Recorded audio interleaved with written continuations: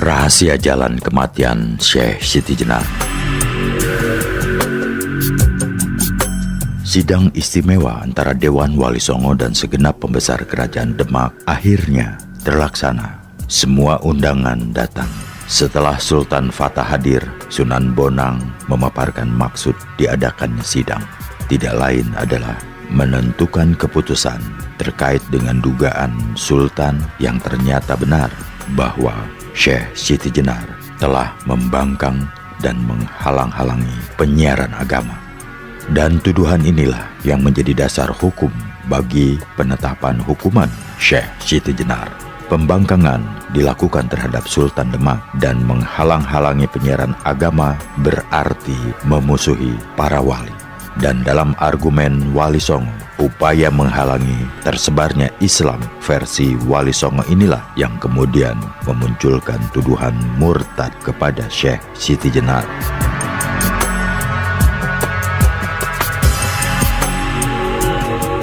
Jadi, sejak awal persidangan, Syekh Siti Jenar telah dituduh sebagai pemberontak negara dan sebagai orang murtad. Kedua tuduhan itu tanpa bisa ditoleransi oleh hukum Demak. Sudah bisa dipastikan bahwa Syekh Siti Jenar akan dikenai hukuman mati. Menurut carita Purwaka Caruban Nagari bagian ke-30, apa yang menjadi tuduhan Dewan Wali Songo itu sebenarnya tidak ada.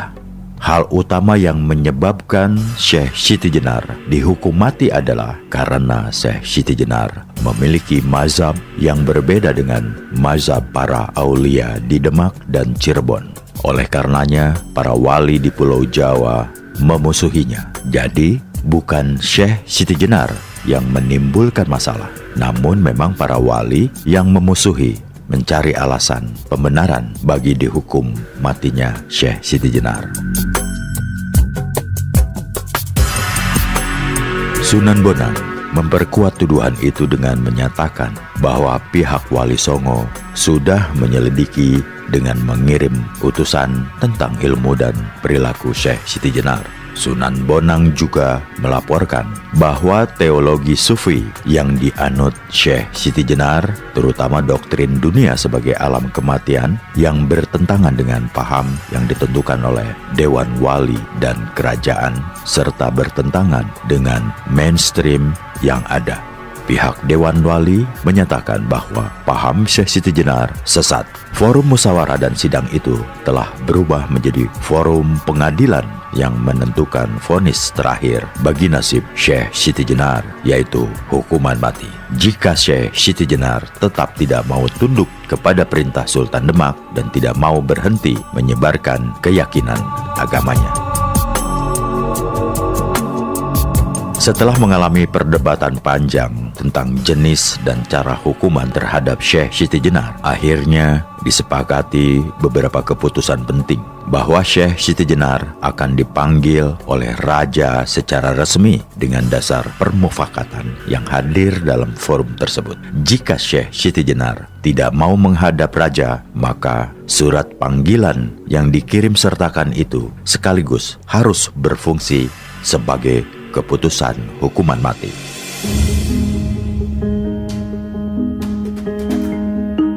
Namun, karena Syekh Siti Jenar memiliki nama besar dan termasuk aulia yang besar, maka yang melaksanakan hukuman mati tidak boleh semena-mena. Harus orang yang memiliki kedudukan dan derajat setingkat. Karena tanpa cara itu, wibawa Sultan akan merosot dan tercemar. Semua yang hadir sepakat dengan siasat tersebut. Maka Sultan segera menunjuk panitera kerajaan untuk membuat surat keputusan tersebut. Setelah dibuat, lalu diserahkan kepada Patih dan kemudian kepada Sang Prabu. Isi surat keputusan tersebut adalah sebagai berikut.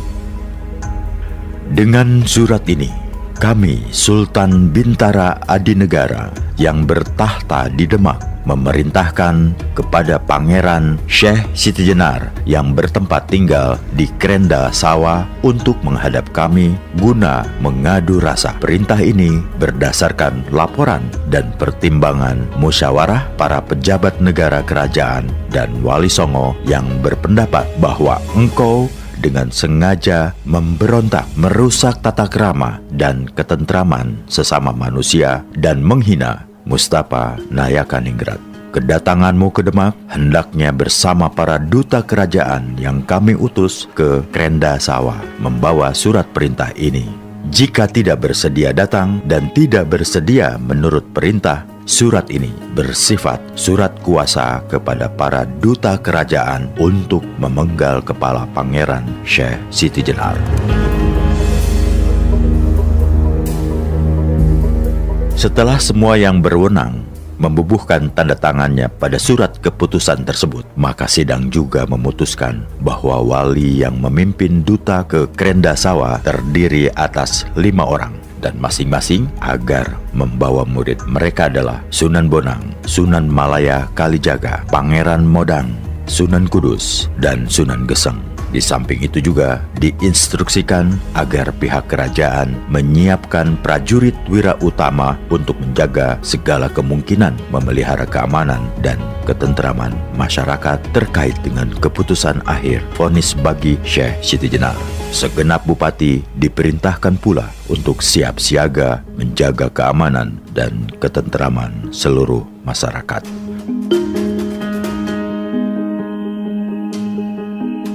Lima orang yang diutus untuk menemui Syekh Siti Jenar, yaitu Sunan Ngudung, Sunan Kalijaga, Pangeran Modang, Sunan Geseng, dan Sunan Bonang sebagai pemimpin rombongan, juga segera melaksanakan tugas. Mereka diikuti oleh 40 santri berpakaian serba putih dan bersenjata lengkap untuk memaksa Syekh Siti Jenar bersedia datang ke Demak. Kelima utusan itu juga dibekali surat kuasa. Jika Syekh Siti Jenar menolak, maka kelima utusan diberi kewenangan atau purba wasesa mengambil tindakan seperlunya, yaitu melaksanakan vonis hukuman mati bagi Syekh Siti Jenar. Jadi dapat diketahui bahwa pembunuhan diri atas Syekh Siti Jenar sebenarnya sudah dipersiapkan secara matang oleh Sultan dan segenap pejabat tinggi istana, serta juga disahkan oleh Lembaga Dewan Wali Songo sebagai pengontrol jalannya agama di Kesultanan Demak.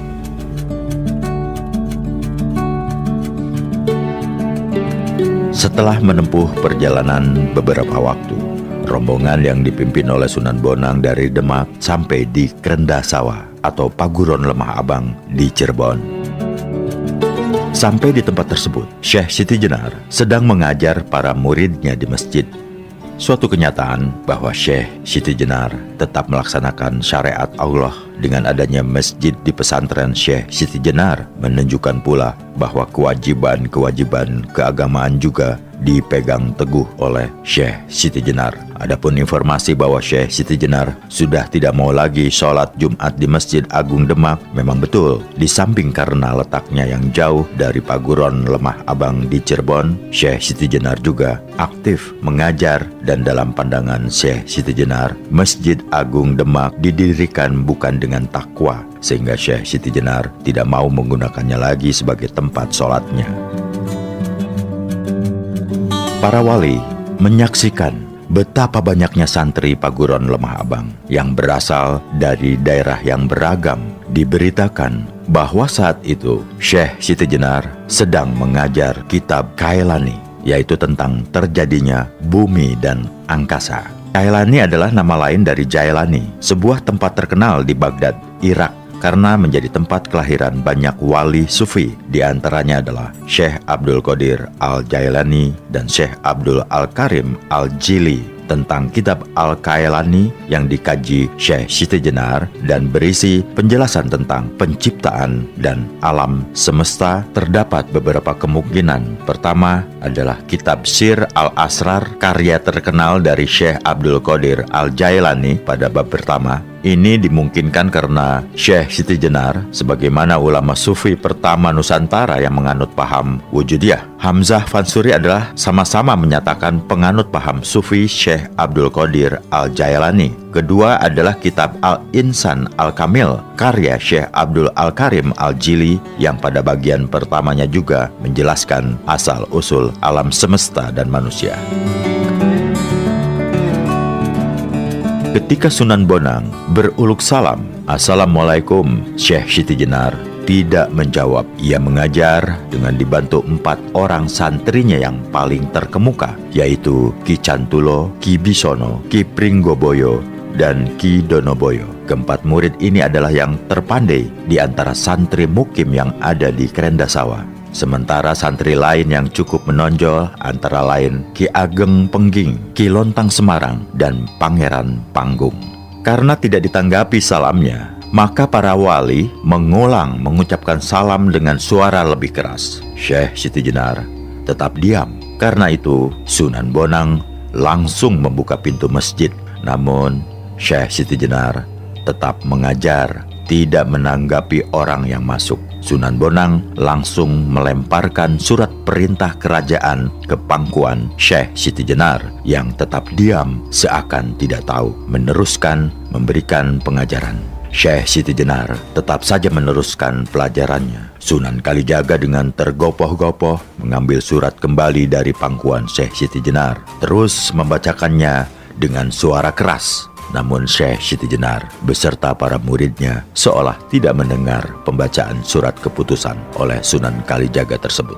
Suasana menjadi tegang dan mencekam. Dengan keras, Sunan Bonang memegang tangan Syekh Siti Jenar sambil berseru, "Wahai Syekh Siti Jenar yang sedang dalam alam kematian, berhentilah sejenak mengajar murid-muridmu." Mendengar seruan tersebut, Syekh Siti Jenar diam menghentikan ceramahnya. Namun suasana sudah diliputi ketegangan. Para wali diliputi perasaan amarah. Kemudian Sunan Bonang mengatakan bahwa kedatangan mereka mengemban misi dari Sultan Demak. Tujuannya adalah untuk memanggil Syekh Siti Jenar agar datang ke Demak seperti tertuang dalam surat keputusan sekaligus surat kuasa. Surat tersebut sekaligus memberikan wewenang kepada para wali yang diutus untuk memutuskan sampai tuntas seluruh persoalan yang mungkin muncul. Sunan Bonang menekankan bahwa jika Syekh Siti Jenar menolak datang ke Demak, maka para wali akan menjatuhkan pidana. Sebaliknya, jika Syekh Siti Jenar bersedia datang, mengadu rasa tentang ilmu, dan dapat bersepakat dengan Wali Songo, maka dipastikan Syekh Siti Jenar akan selamat. Mendengar peringatan keras Sunan Bonang itu, Syekh Siti Jenar menjawab bahwa dirinya tidak mau datang ke Demak disebabkan tidak ada kepentingan yang berarti. Jika kedatangannya hanya untuk kepentingan legitimasi politik serta kesepakatan dalam hal ajaran agama yang diajarkan kepada masyarakat, dirinya enggan datang.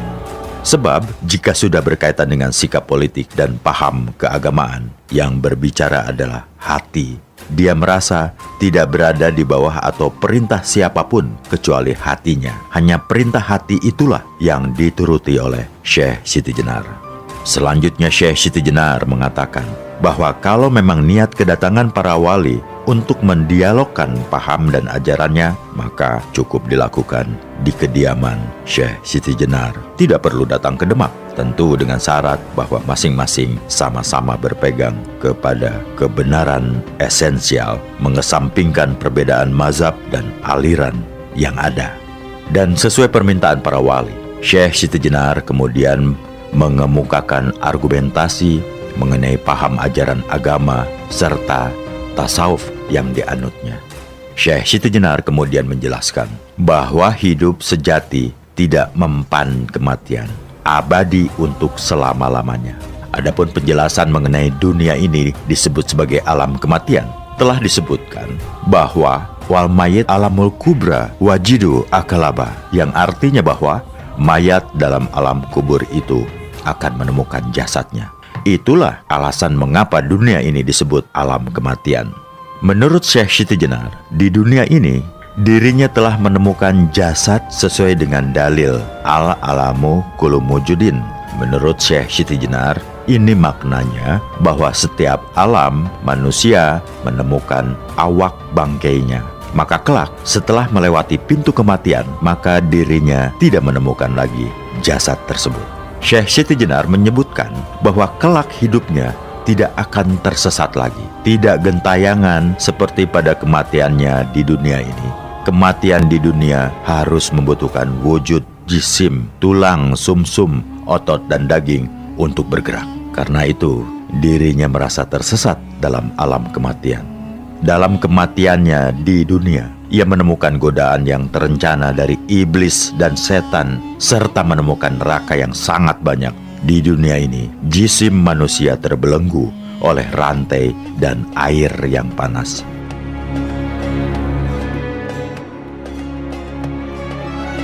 Sunan Kudus mengatakan bahwa ajaran Syekh Siti Jenar memang benar, namun hendaknya hanya untuk dirinya sendiri.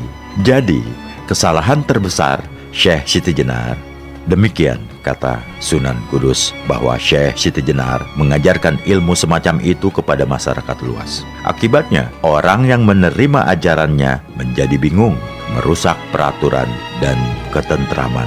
Banyak yang berbuat seperti orang gila, mencari jalan menuju kehidupan karena yakin bahwa di akhirat akan menemukan hidup sejati. Sunan Kudus menegaskan bahwa dirinya bersama beberapa aulia datang ke tempat Syekh Siti Jenar dalam rangka menunaikan tugas memberantas tekad Syekh Siti Jenar menyebarkan ajarannya. Sunan Kudus kembali menandaskan bahwa Syekh Siti Jenar dipanggil menghadap Sultan Kedemak. Surat panggilan itu sekaligus berisi surat kuasa. Jika Syekh Siti Jenar tetap menolak datang, maka Sunan Kudus dan rekan-rekan wali sudah diberi kuasa menyelesaikan masalah sampai tuntas, yaitu mencabut leher Syekh Siti Jenar dan memenggal kepalanya.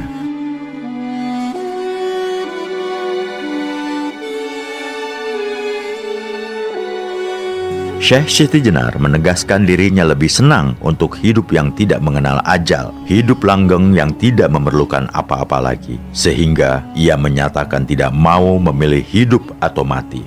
Jika dirinya memilih hidup, itu bukan karena perintah para wali atau raja, maka Syekh Siti Jenar mengatakan, kalau dirinya memilih hidup, tidak memerlukan bantuan para wali hanya untuk memulangkan ke alam kehidupan. Dirinya sudah berada dalam makom wali utama. Oleh karenanya, ia memilih hidup, tetapi tidak membutuhkan campur tangan dewan, wali, dan raja. Saksikanlah, saya akan pulang sendiri ke alam kehidupan sejati, tegas Syekh Siti Jenar. Jadi nampak bahwa pilihannya kepada kematian itu pun bukan karena ancaman yang diberikan dewan wali atau karena surat perintah raja, namun dilandasi oleh keikhlasan dan kehendaknya sendiri.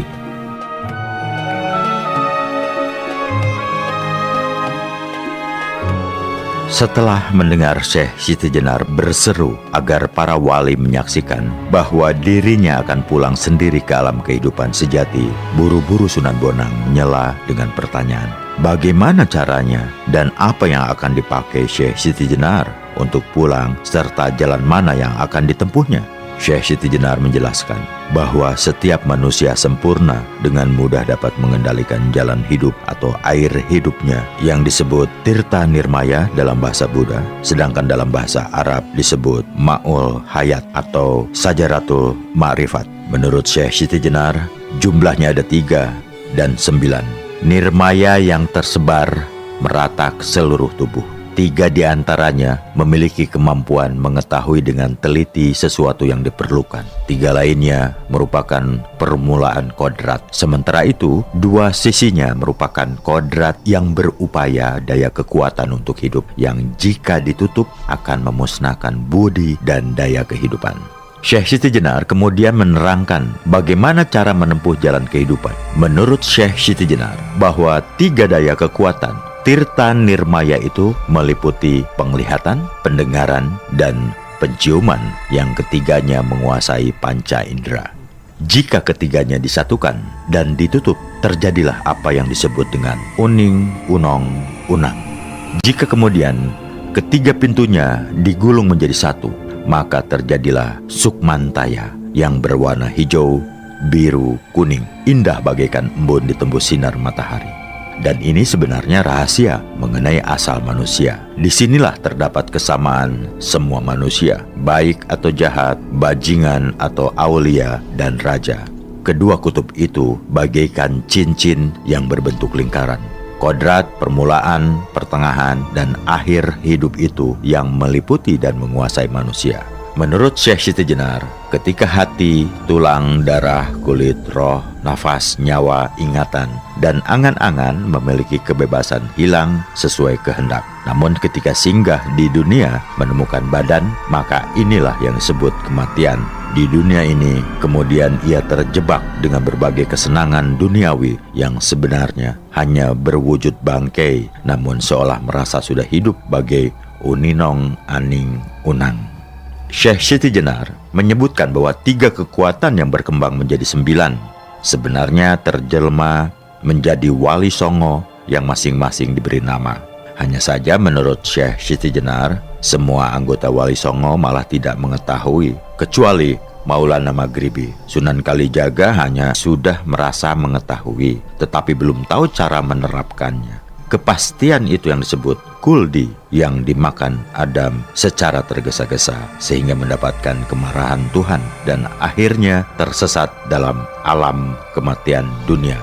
Menurut Syekh Siti Jenar, semua manusia telah lancang mencicipi buah kuldi sehingga terusir ke dunia dan menemukan surga dan neraka di alam kematian dunia ini. Sementara para wali hanya sekedar tahu bahwa manusia telah menjadi korban memakan buah kuldi. Sedangkan Syekh Siti Jenar di samping mengetahui akibat makan buah kuldi, juga mengetahui tirta nirmaya serta unsur ketiga yang bersenang-senang dan berkuasa dalam jasad bangkai manusia. Menurut Syekh Siti Jenar, manusia tidak dapat bergerak dan bertutur tanpa panca indera yang berasal dari tirta nirmaya. Syekh Siti Jenar menjelaskan bahwa barang apa saja yang dijatuhi tirta nirmaya akan bergerak karena budi dan dayanya kuat. Darah, daging tidak akan busuk. Timbullah sumsum dan nafas sehingga meliputi seluruh jisim. Setelah berkembang, tirta nirmaya ini menjadi 3 yang masing-masing memuat 3 hal. Syekh Siti Jenar kemudian menjelaskan cara melepaskan nafas dan irodat agar tidak tumpang tindih. Menurut Syekh Siti Jenar, banyak orang yang menghadapi sakaratul maut, kodrat, angan-angan dan keinginannya belum musnah. Sudah diambang kematian, keinginan dan angan-angan duniawi masih menggelayuti samudra akal dan hatinya. Akibatnya, gerak nafasnya keluar secara tidak teratur. Di antaranya bahkan ada yang ketika menghadapi sakaratul maut, matanya menyalak membelalak karena salah melepaskan nafasnya atau nyawanya, kodrat dan irodatnya. Ini menjadi bukti bahwa orang tersebut belum pernah mengetahui, merasakan, atau mencoba menemui ajalnya. Padahal seharusnya orang itu harus sudah belajar minum sebelum menemui orang lain. Tetapi umumnya para ulama dan wali sudah memberikan minum kepada orang lain, padahal dirinya belum belajar minum. Tidak menyadari bahwa sebenarnya ilmu yang dimiliki masih mentah. Demikian urai Syekh Siti Jenar. Ketika para wali sedang tercenung memikirkan uraian Syekh Siti Jenar, sementara itu Syekh Siti Jenar tanpa sepengetahuan seorang pun dari yang hadir justru telah berada dalam tahap akhir pilihannya. Dalam suasana yang semakin mencekam itu, Syekh Siti Jenar sedang mulai berlayar menempuh kehidupan sejatinya. Ia segera memusatkan pikirannya, menutup rapat pintu nafas, dan menggulung habis rahasia hidupnya. Tidak lama kemudian, nafasnya itu pun dilepas bersamaan dengan lepasnya tali pengikat hidup bagai kilat.